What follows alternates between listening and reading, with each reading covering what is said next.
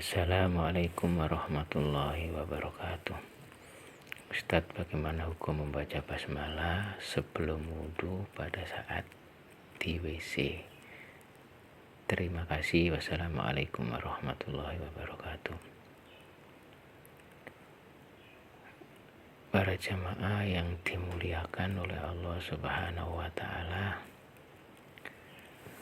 para ulama memakruhkan mengucapkan zikir kepada Allah Ta'ala di kamar mandi atau di WC sebagai bentuk mengagungkan nama Allah Ta'ala yang tidak selayaknya disebut di tempat semacam ini.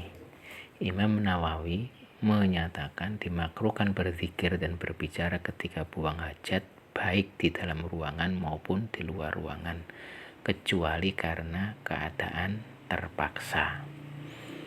Berbicara apapun dalam kondisi ini hukumnya makruh meskipun tidak haram, dan jika dia bersin kemudian membaca hamdalah dengan dalam hatinya namun lisannya diam maka tidak masalah. Demikian pula yang dilakukan ketika berhubungan badan. Selanjutnya beliau Imam Nawawi membawakan dalil hadis dari Ibnu Umar rahimahullah, maro rajulun bin Nabi sallallahu alaihi wasallam wa huwa yaqulu fasallama alaihi falam yarud alaihi, rawahu Muslim. Seseorang melewati Rasulullah sallallahu alaihi wasallam yang sedang buang hajat, lalu dia mengucapkan salam kepada beliau namun beliau tidak menjawab salamnya. Ada juga hadis dari Muhajirin bin Khunfus. Dia mendatangi Nabi Shallallahu Alaihi Wasallam yang sedang kencing, lalu dia mengucapkan salam, beliau tidak menjawab salam, kemudian beliau berwudu, lalu beliau meminta maaf kepadanya dengan berkata, aku tidak suka menyebut nama Allah Azza wa Jalla kecuali dalam keadaan suci atau mengatakan dalam kondisi suci atau bersih. Hadis sahih yang diriwayatkan oleh Abu Dawud, Nasai dan Ibnu Majah dengan sanad yang sahih. Permasalahannya kemudian ketika seseorang berwudu di kamar mandi akan menjumpai sebuah masalah ketika dia hendak membaca basmalah sebelum berwudu. Lalu apa yang harus dia lakukan?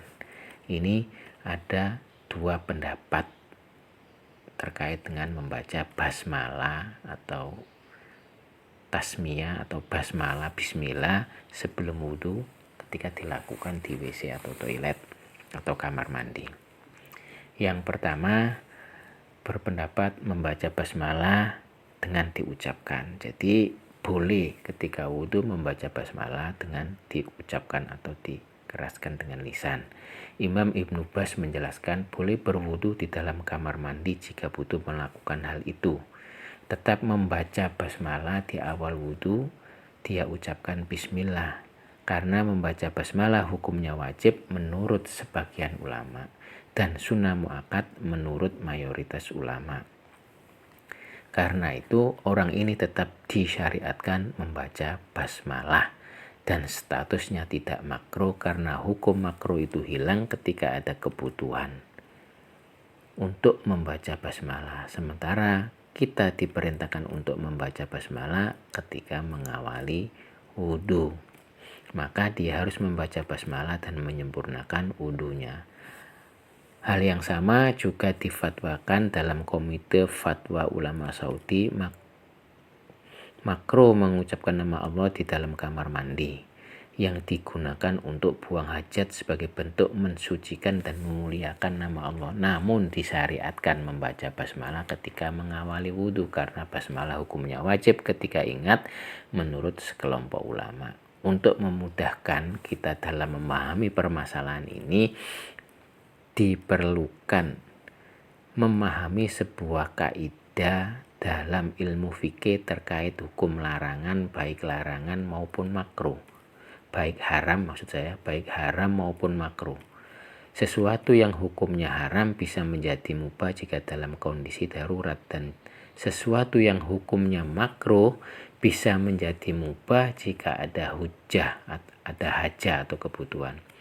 Berdasarkan keterangan di atas, ulama menegaskan bahwa membaca basmalah di kamar mandi hukumnya makruh, sementara membaca basmalah ketika wudhu statusnya disyariatkan. Artinya membaca basmalah ketika wudhu termasuk amal yang dibutuhkan, karena ini dalam kondisi dibutuhkan kita boleh membaca basmalah atau bismillah ketika wudhu di kamar mandi atau di WC.